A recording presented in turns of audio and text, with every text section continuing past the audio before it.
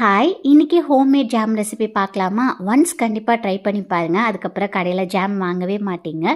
குட்டீஸ்க்கு மட்டும் இல்லைங்க, எனக்குமே இது வந்து ரொம்பவே பிடிக்கும், ஹெல்த்தியும் கூட. இந்த ஜாம் செய்யறதுக்கு 3 ஆப்பிள் கட் பண்ணி ஸ்டீம் பண்ணியிருக்கேன். கூடவே அரை பீட்ரூட் கலருக்காக. ஒரு சிலருக்கு பீட்ரூட் ஃப்ளேவர் பிடிக்காது. அப்படி இருந்தால் 1/4 பீட்ரூட் மட்டுமே சேர்த்தா போதும். ஆறினதுக்கப்புறம் நல்லா ஃபைன் பியூரியாக நம்ம அரைச்சி எடுத்துக்கலாம். இது நம்ம ஃபில்டர் பண்ண போகிறதெல்லாம் கிடையாது. ஸோ எவ்வளோ நைஸாக அரைக்க முடியுமோ அந்தளவுக்கு நைஸாக அரைச்சிக்கோங்க. ஸ்வீட்னஸ்க்காக நான் 7லேருந்து 8 டேட்ஸ் வந்து சேர்த்துருக்கேன், தோல் உரித்து கொட்டை எடுத்து.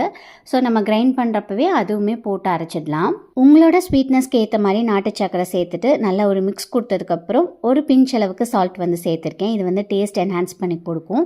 ஆல்ரெடி டேட்ஸ் வந்து ஆட் பண்ணியிருக்கோம். ஸோ பார்த்துட்டு அதுக்கப்புறம் நாட்டு சக்கரை வந்து ஆட் பண்ணிக்கோங்க.